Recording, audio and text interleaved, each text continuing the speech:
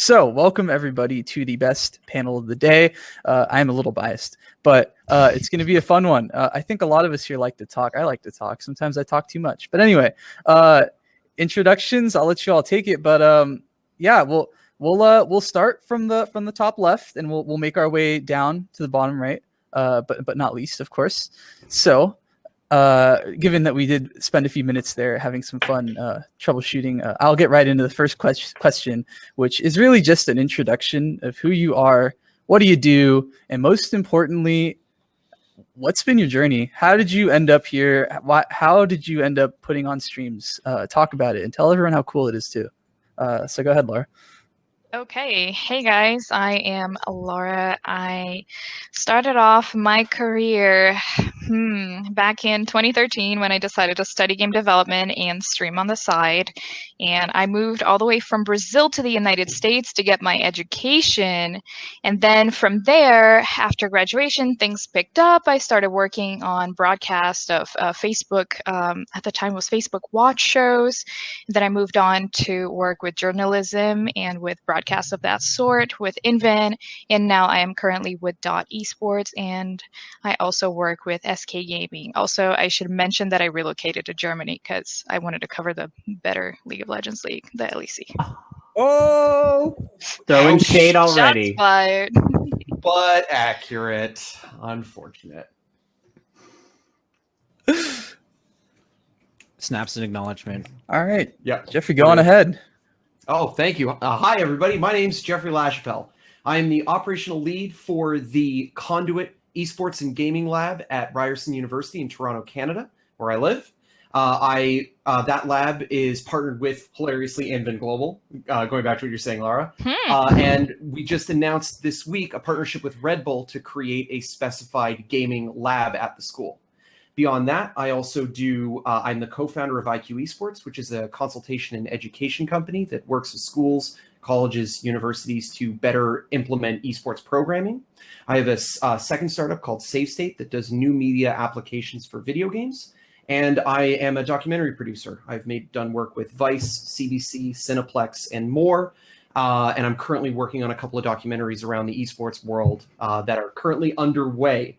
If I was going to summarize the journey, it would be say yes and panic later, and kind of just figure out each job as we go. And yeah, I think I can do that. And then we just figure it out. I love that. Very good advice. Absolutely. Hello, everyone. I'm the moderator for the panel. I'm just a college student. But yeah, you know. What a college student. What a college student. I've got lighting, you know, it's cool. I'm a student at the University of Missouri, the good old Midwest. And I produce some streams here and there, have some fun with that. I also do some work with Corsair, and you know, I'm just here to talk to everyone else. So yeah, hello, that's me. So let's move the boat. Alex, go ahead. What's up? My name is Alex Chan. By day, I'm a product marketing manager at NZXT. By every other hour, usually I'm that I'm not gaming, which is not too much these days. I am founder of broadcast.gg. We're a community of esports broadcasters, and we focus on is an open source tool to make esports broadcasts easier. We basically have a tool that you can download in then be broadcasting a couple minutes later. It's compatible with and built for OBS Studio. And recently we open sourced it, and it was a tool that was at the time when I started or I guess you go back to the journey. In 2016, I started doing commentary. I started as for fun, something I'd always been interested in. And of course, League was a huge inspiration. And of course, Husky StarCraft, if y'all are aware of the YouTuber, just that guy solo casting over pro VODs was awesome. And then was the first time that I was really exposed to really shoutcasting. And then of course, League afterwards. Overwatch had come out in 2016. Was curious about the scene and then started jumping in as a caster. I still have that VOD, the first one I started sending around. It's cringy, but great to return to. I was in San Francisco at the time, and they had a Razer store there, and I saw that they had tournaments, and I asked if they're being broadcast, and they said, yes, talk to Chopsky. And I was like, who's Chopsky? And is that a name? And they said, oh no, his name's Chris, and here's his Twitter. Reached out, sent him that VOD, and Chris said, you'll do. and then jumped on broadcast with him to cast some 3v3s in the Razor store, and then kept climbing my way up. Found some colleagues and friends to start doing broadcasts for shows online, for online communities, and then made bids to Blizzard for covering Open Division and Contenders regions around the world, and we started doing some work with them. In 2019, I was doing that for a startup. That's when I started Broadcast GG. Then decided to not pursue that full time. In 2019, I joined NZXT, where I am now. And so a lot of the resources and tools that we built to do those shows those are open source.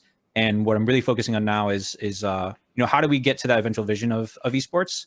And I think part of it is access to tools, and it needs to be stupid easy to run broadcasts.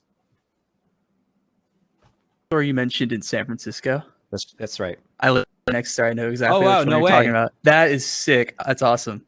Very cool. Yeah, small world.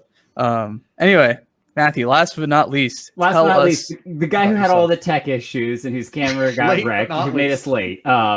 Yeah, so basically what I did today is exactly what I do. No, when I will actually start going back to, I hadn't ever gone through school for esports. I didn't go through school for business. I actually went for acting.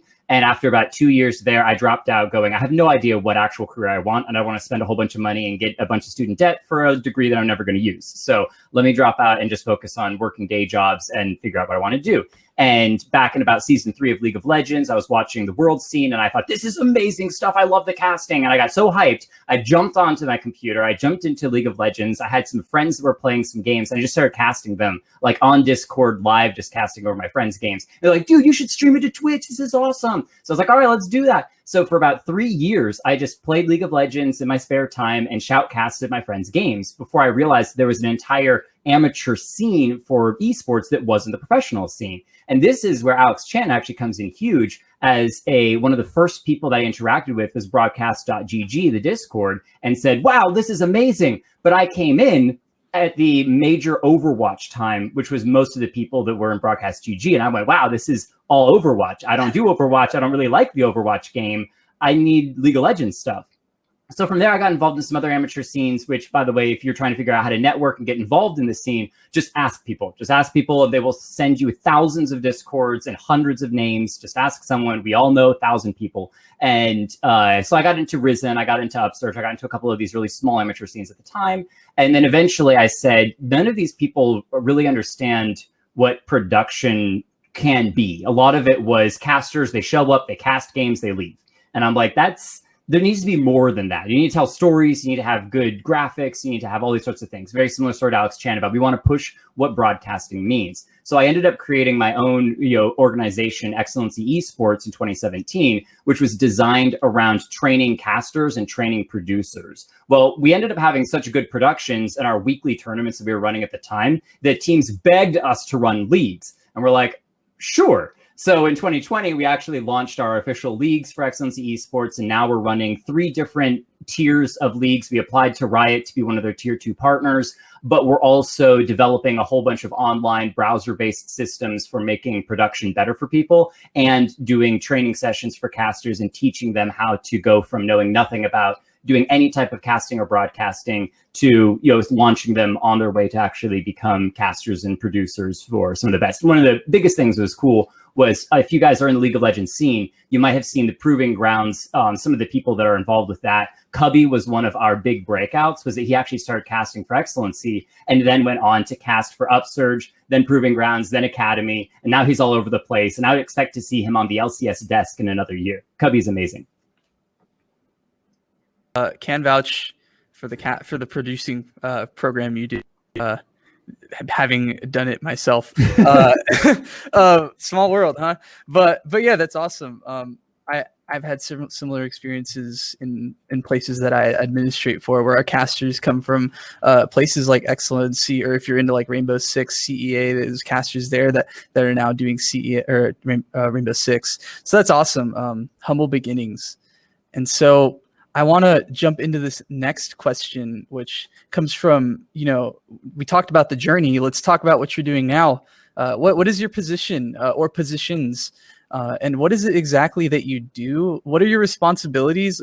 really just break it down for someone who's really curious about broadcasting, be it casting, production, observing. There's so much you can do in broadcasting.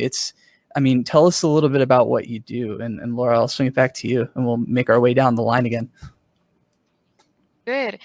So my main job with Esports is to help them produce their video content. That is the documentary series or the fun interviews that we do, like all that wacky stuff, even the cringe TikToks. It's like everything goes through our team, and my main position is to interview players, personalities, and to facilitate conversations between people, right? And with SK Gaming, what I do is a little bit similar. It's interesting because I'm working with players on a daily basis to showcase them to their audiences. So basically, I'm a facilitator. I help them get in the mood for shoots. Sometimes we do content together. A lot of times we do content together. It's funny, like working for these two things has really like shown me both sides of the job, and I don't know, it's been a wonderful experience so far. That's awesome, man. Jeffrey, go ahead. The stage is yours. Yeah, by all means. So I gave a little lead on this already with talking about some of the jobs, but so to kind of go through them, when we're talking about the research lab, our core mandate is to look at things like esports broadcasting, at video game design, all these things, and try and bring them back to education. How do we connect the kinds of things that everybody here in this room right now is doing and does in their professional lives? How do we connect that back to stuff that we can teach the students? And that can be through direct classroom environments. So for example, one of the things we teach, there you go, Matt. One of the things we teach is esports production, which is how to build your OBS broadcast from the ground up for as close to $0 as you can. So teaching students about how to establish LUTs, how to create their own LUTs, how to build OBS, cameras, etc., how to make microphone stands out of $0, things like that don't require extra resources. Because it's so important, and especially this period of lockdown, for people to understand how to do these kinds of broadcasts. When we speak more towards things like IQ and save state, it's about how do we get the message and the voice of the company out in a way that's exciting and interesting. As a startup, can be very scrappy and competitive. But what's cool about IQ in particular is we also create educational content. So on our website, we have full courses and a full LMS that you can go through. And we do courses on the basics of esports. And we're working with a bunch of professionals in the scene to create specific course packs that target individual skill sets. So we do a lot of content production that way as well. And then finally, in documentary, how do you make documentaries cool in this day and age? When, yes, you can dump them on Netflix, but can you make them interactive? Can you make them exploratory? Can you make them these kinds of emergent learning experiences where you can navigate a story in any way you want? That can be really exciting and interesting. That would be the best way to sum it up. Specifically, it's creative problem solving would be the overview of the position. Figuring out what we're trying to accomplish in terms of a piece of media, and then finding out who the right new media creators are that can help us accomplish that job. There you go. Cheap solutions. I like that one a lot. $0 is critical for any especially student job. Yeah, collegiate. That's huge. Going through it myself. We're always like, can we do this? Cheap, please, because like schools don't usually like us in esports. But we make it happen. And it's always a good time, and it's actually so fun and rewarding. It's one of those cool things in college that you just love to do, and you kind of see your progress, and it's like, wow, this is awesome. Feels good. Alex, take it away. Yeah, so I think we're talking about the specific role, right? Yeah, your specific role and what you do yeah, so day-to-day. For sure. I'll be really frank, because I think it's probably what's good for these kind of panels. Of course, like I said, my main role is at NZXT. I'm a product marketing manager. So basically, I work at NZXT to think about and figure out what are the next products that we need to put out there in the world. What do people need? And so I won't dive into too much of that. In terms of the esports side with Broadcast UG, right now I'm actually kind of in this inflection period where I'm trying to figure out what's the next best thing to do for the community. And I think this probably lead to another part of the discussion that may or may not happen later, but just for the work that's being done in esports right now. a lot of it is to serve the current community. And I think there needs to be more done on bringing in people who are outside of esports and serving people who are not esports communities. So if you want a graphical focus, it's about how do we expand the pie, as opposed to where, if you're in the scene and say I was still doing broadcast work and as a broadcast vendor, I'd be trying to figure out how do I get my slice of the pie, right? But now as somebody who I'm sustaining my my living with still working in gaming and working parallel to esports, figuring out like how do we make it so that the pie can grow, right? So I don't have like a huge stake in trying to get slices of the pie, but just being like, okay, where are the people who are doing good work and how do we like amplify that? So my in terms of what I do right now, it's we have a Discord where we have a bunch of broadcasters who, like Matthew said, predominantly Overwatch, but trying to make it so that it's serving every esport, right? Even down to mobile, right? With all these games coming out with Wild Rift, and of course PUBG Mobile being as huge as it is. So it's right now strategizing how do I corral community and pose and define problems in a way that people will be excited to work on it, and that it will, so that it amplifies the work that's already being done. That's how I would describe it. Alrighty, Matthew, take it away. I didn't touch on what my day job currently is, which is a small electronics repair person at Scuff Gaming. No, I cannot get you a discount Scuff controller. Yes, they are ridiculously expensive. Yes, if you are a pro gamer, they're worth picking up. If you're not a pro gamer, we can talk about it another time. But on all hours of the day, like Alex Chan, anytime that I'm not working at my day job, I'm working on Excellency Esports. And my goal with Excellency Esports is what I tell people when they're like, what is Excellency? What does it want to be? The ESPN of esports. It's a broadcasting organization that I want to eventually be broadcasting for as many games as possible, running 24/7, streaming just esports content as much as possible. Because of the way that we kind of built this from the ground up as grassroots in the amateur scene, most of our content is in the amateur scene. So what I do when I started it, it was a lot of casting and also producing and also team management and also everything else. Over the 3 years we've existed, however, my role has shifted because I've gotten more and more and more into the administrative and team management and people management jobs. So now I have different team leads that they're the ones that go out and do X work, and I'm managing the bigger picture stuff. I'm doing a lot of talking with other organizations and companies that approach Excellency and say, hey, we want to run a tournament. Can you run the broadcast production for it? And coordinating all of that. I do a lot of talent management where we have a server. Actually, Alex Chan, we should talk about this because we have our Discord that's mainly League of Legends, but it has a bunch of other people. That's got over 100 casters and over 60 producers. And that I coordinate with a bunch of the other amateur scene to help them to find casters, find talent, and then make sure that all of our events are filled out throughout the different tournaments and leagues that we're doing. And we are expanding what we can do when it comes to event production management into, we launched a Wild Rift event actually a week before it was even open in NA. We were using VPNs on PC mobile emulators to fake that we're in EU to have a broadcaster produce these productions online. It's amazing stuff. And so from a day to day, I would describe my job at Excellency Esports is DM 50 people on Discord every day or more.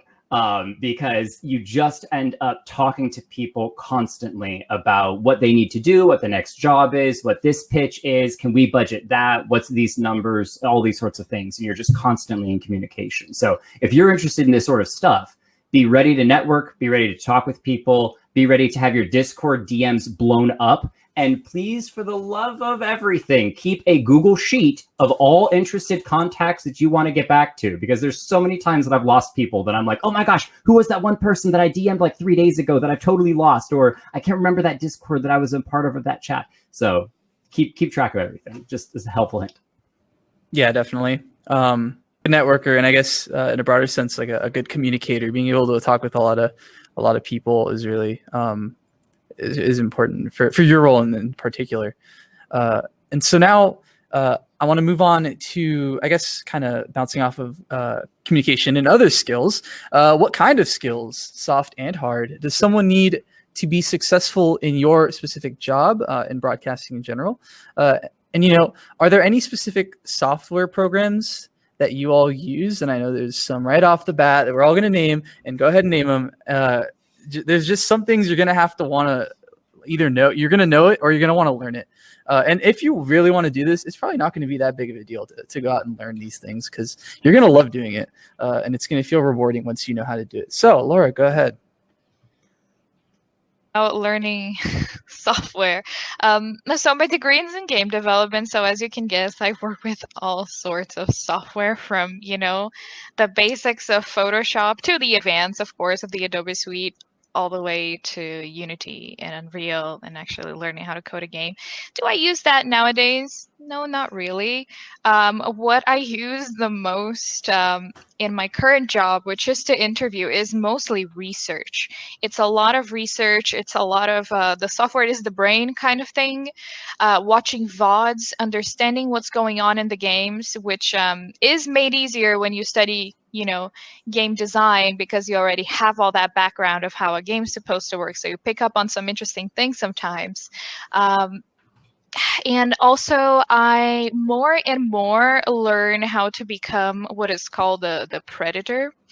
My current position with Esports is very unique, because before, when I was with Invin, I had a role in which I wore many hats. So I wasn't able to solely focus on video production, which is what I liked from the beginning, right? But now at this new job, we're picking up, filming, we're picking up, just regular interviewing one-on-one over the internet, because this is kind of the new norm. But because of how things are here in Germany, I've been able to actually go on site, film with players, and do some unique content pieces, of course, without, like COVID regulations in place, and with proper care. But I've learned how to actually shoot with a camera professionally, edit lighting, edit sound.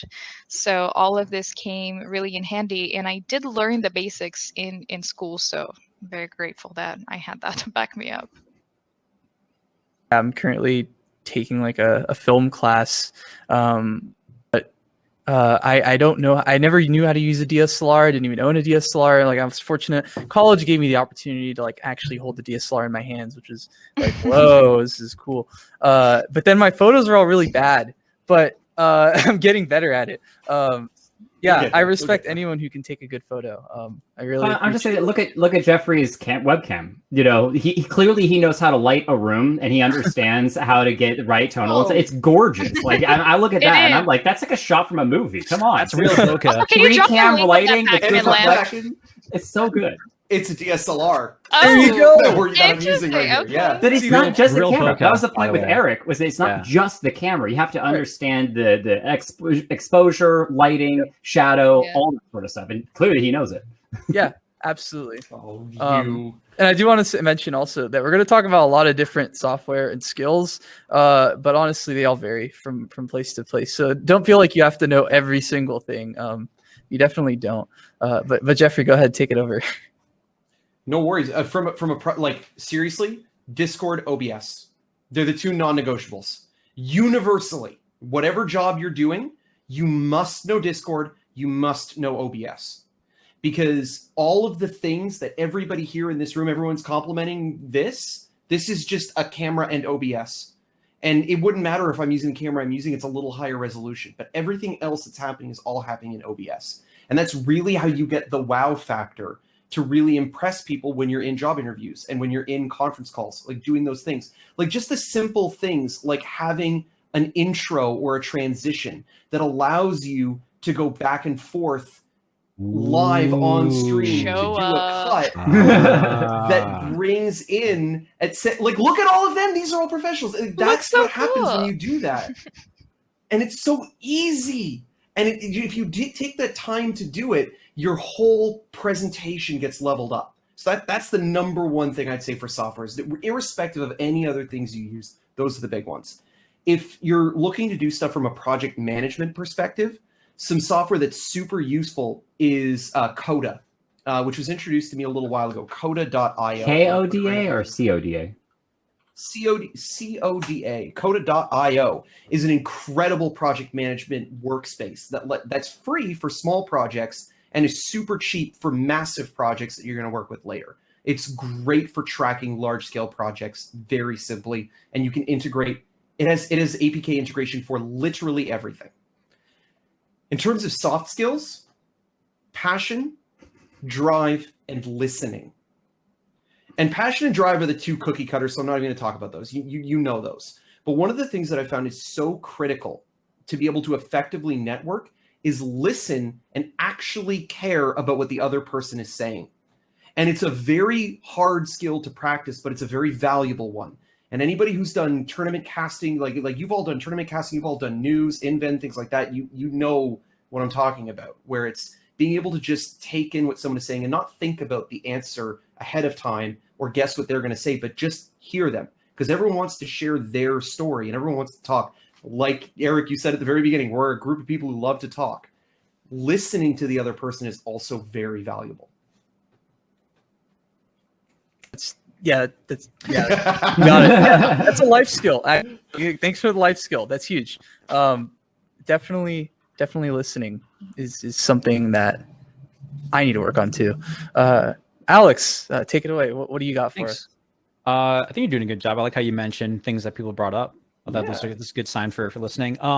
As for the programs, I always find this an interesting discussion because, of course, we'll list off programs, but what hopefully people take away from it is to be inspired to try them out / get them. And then the most important thing though is making something. Go and put it out there. There's someone said this, and I forget exactly how the quote went exactly, but they said that you should just put stuff out there because there's no reason to believe you should be as good now as you will be in the future. So, the person who said it was Sarah Bareilles, and it was one of my favorite artists. I forget. There might have been a better way. We'll loop back on the exact wording of that. But of course, yeah, as what's been mentioned, OBS Studio is crucial, right? It's the basis right now of what so many broadcasts, and if you're just getting into it, it's free, right? It's free and it's open source and it's available to anyone who wants to use it for whatever, which is awesome. If you're a student right now, go ahead and if you're going to be doing anything around video production, anything around images, go grab that Creative Cloud student discount and hold on to that with your life. $20 a month for that is insane. If anyone with the .edu account wants to hook me up, thank you. You are speaking fact right now. I am taking advantage of that, and actually, that is exactly what got me into the editing side of things. Was that student discount? I pay $10,000 a year to get that discount. I better get it. Hey, exactly. Yeah, for real. Can I really quickly just jump on something Alex said to add on, which is, Alex, you were saying, just make things. To back that up, one of the things that I tell students when they're stressing about, well, nobody's going to care what I have to say. If you are interesting to 0.0001% of the world's population, you have a viewership of more than 7 million people. Just make it. Yeah. Just make it. And also by making it, you're only improving, because personally myself, when I started to edit, like my stuff was like really trash and bad. And it also, there's still like levels to improving. And so I'm still improving, but looking back at what I first made, I'm like, I would not show this to anyone, but I made it, and that's awesome. And so this goes like from any level. Like if you're a college student like me, or if you're already in the business, right? Just make something because it's cool, because you want to. And so Matthew. I didn't want to jump in if Alex wasn't finished yet, because I know we kind of got we kind of got all off track. This is good because I wanted to jump in as well really quickly on the idea of making stuff. One of the greatest quotes, and I don't know where I heard it from, I think it was actually from a fantasy book, was that the way to get good at things is by sucking at them for a really long time, and then you're suck at them slightly less. It's facts. If you want to get good, it might have been Adventure Time. I don't remember exactly where it's from. But if you want to get good at something, the fastest way that you can get good is 1, by doing, and 2, by talking with people who are already doing it. The fascinating thing that I found when I got into the industry was that when you look at people that are already doing what you want to do, you see them and you go, wow, they're so amazing. They'll never talk with me. I haven't done anything. I don't know what it is that I'm doing. All right. I have talked to people through Twitter DMs who are unbelievably above my station that I look at as god tier producers and casters and content creators and all sorts of different stuff. But I took the gutty, chance to reach out and just be like, hey, I just wanted to ask if you had a suggestion for how I could do this better, what would you do? It might take them a day, it might take them a week, it might take them a month, or they might never get back to you at all. But there's a high likelihood that most people are good people who want to see other people succeed. And if you are doing the work, and I don't mean just reaching out and going, I haven't done any work, I haven't made any content, I haven't talked to anybody, I just want you to tell me what to do, they're not going to respond. But instead, if you say, hey, I'm a caster, here's a bunch of casting VODs that I've done, can you please watch them and tell me how I can do this better? They're much more likely to respond. Because for me, I go, wow, you've already done the work. Now I can just step in and go, oh, I've got more experience with this than you do. I can see some of the holes that you need, short up, fix this, do that. So putting forth the effort to create, especially with all these free tools, OBS, if you're looking at production, because I know, let's get back to the production discussion as we were talking about. If you're looking at production, OBS Ninja is an amazing program online. It's free. It basically allows for better webcam hosting if you have a bunch of different casters and a bunch of different analyst desk members. So if you're writing notes down, take down OBS Ninja. It's amazing. If you have a ton of money, or if you can find a way to slip in that student side of things, vMix is an incredible program. Just the letter V, Mix. It's basically OBS on crack, and it is really, really, really darn powerful, but incredibly hard to get your hands on. And so as a student, you might be able to find someone who's in the higher ups that actually has access to vMix. It's really worth it. Discord, one of the things that people don't appreciate enough are all the Google programs. Google Sheets, Google Docs, Google Words, Google Slideshow is actually what Excellency specifically is about to use to handle a ton of our in-game updated assets and visual pieces on our summer split, because there's so many different ways that you can twist these Google tools and then import them into OBS with masks and filters to be able to create some really high quality stuff that's accessible by many different people, assets, and admins that need you to use it. So know your Google Sheets, Google Docs, Google Slideshow, Google everything. We use them more than I can say, and they're all free. It's amazing. Learning the tools that Twitch, YouTube, Twitter, Instagram, all these different places provide. If you want to get into production, you should have your own stream. Not just because it's good for you to try to get your content out there as well, but also because knowing how Twitch works, how it raids, how you can stream, what kilobytes per second is valuable. Know these website tools that allow you to make your content so much better.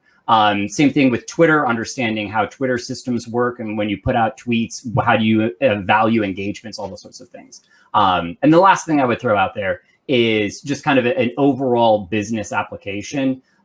Instead of approaching it as, I want to learn, what can you do for me? Instead, treat it as, I want to learn, how can I help you? What Excellency, I think every single person here would agree, is that all of our businesses revolve around the idea of, what can I do for you? How can I teach you to cast better? How can I produce your event? How can I make your tournament pop? How can I, even Alex Chan was talking about his company's job is to figure out what people's needs are and fill them before they even know it. So approaching it from a, what can I do for you, comes across as that civil servant, but also allows you to learn so much and will get you so far in the industry, in any industry, if you approach it from that perspective. Wonderful stuff. So we have about 3 minutes, but we can push it. I'm just making that up. I don't know. But the last question, we're going to jump up to one that I think will be really important, or not important, really useful to a lot of viewers right now, is we're going to go to our final question, which is to those interested in broadcasting, what can they do right now to begin working towards their career? And Laura, we'll start with you. So to give you some context of how I got my first broadcasting job, I went on their show and I had a discussion with like a random pro player, and it got really heated and people sided with me and they liked it and they hired me, which is so embarrassing to think of it now, but like the fact that like I was already part of their community and to talk about things like that were really helpful. I think that integrating yourself into community, everyone has already talked, so I don't want to keep banging on the same key, but I think that networking is so important, making sure that your portfolio is really good. One of the things that I learned in college back then that I will never stop applying is making sure that whenever I go out there to present my work, it looks its best, and I know exactly what to pitch and when to pitch it as well. So if you're looking to start working in broadcast, talk to the right people, be humble about it, no BS. Talk about what you want to learn and what you can bring to them, how you guys are going to partner together, not just how you're going to service them, but how they're going to service you as well, because you're young, you're just starting off your career, and they know that. So I think that just going with like a clear picture of what you want to be doing in the future is just really helpful too. And be confident. Which can be hard, can be challenging after you just graduate, but trust me. Confident, Worth humble, trying. and honest. Confident, Mhm. humble, and honest. Those three Yeah. will Can't get beat you it. very far. Jeffrey, what about you? Yeah, she's 100% right. I think a few people have really hit the nail on the head already with, and Laura's was the number one point I was going to say is network. Just talk to people. It's the scariest, hardest thing in the world, but you'll do it twice and then it'll never affect you again. Because the first time is scary and then you're still here and you're fine. And that person was probably very enthusiastic to talk to you, especially if you could approach it with confidence. But just know that you have value to offer. And the fact that you are reaching out to them fundamentally shows that you have something to offer. And you just need to talk about that thing. And if you share your passion and you share passions with them, they're going to connect with you on that. And just trust that. So just message people. And it will break the ice and you will get used to it very quickly. Alex, what's up? What do you got for us? Yeah, I mean, of course, what everyone said already is super important. You go out there, go ask, go network. I think one thing to also realize is that as you trying not to put as much pressure on yourself, finding what you're perfect for, because just see if you're interested in something, go check it out. Like, you're not locked in. It's not like you're picking a major, which you can also switch. It's like you go try it out, see if you like it. And it's even more valuable to find out what you don't like to do than it is what you like to do, because maybe there's something else that, if you find out something that you like to do, maybe there's something else you would have liked a lot more. So finding out what you don't like is super important. So go out there and you could, if you approach it with that mentality, I wouldn't have a problem with it. Am I going to like this? I'm not sure. Let me go try it out. And let me go help out an organization. Let me approach this Discord, see if they need help TOing, help chat moderating, help, doing these other roles around the broadcast when you aren't doing things like, casting or whatnot. So go out there and try to try things out. And even if you don't like it, that's actually good, because then. And regarding the portfolio, especially if you're a caster, this is a huge question people come up with all the time. So it's, record yourself, use OBS, record yourself casting over muted VODs. It's important just to get time in, to get the practice of getting words out while you're watching the game happening is really important. So just getting time in there is good. And don't wait till you have a reel to go for gigs. This is something that I think we'll probably take offline. Like if y'all are interested, I'm always happy. Like, my DMs are open on Twitter. Feel free if you want feedback on things and just what a progression could be. But basically, I see too many people being like, "Oh, I'm not going to apply for this gig because I need to get my reel edited and I need to go through 50 hours of my casting." And then, oh, by the way, the Twitch VOD is actually deleted because they didn't save it and highlight it, so it's actually gone now. And I hate my life, right? So go, take some of the pressure off yourself. Like, just clips are enough, and I can talk about that if anyone has further questions on it. Thank you. And Matthew, Once you rolling, good. You saw me roll in my head because I relate to so much that Alex Chan was saying. I think my only advice would be that, just like in every challenge in life, things always look far more difficult than they actually are. And it's not to say that they won't be difficult. every single person here can attest that the things that our companies or organizations have accomplished have not been easy. There are challenges and difficulties, and every time you think that you're taking a step forward, there's 100 setbacks that, you know, try to nip and struggle and cause all sorts of issues.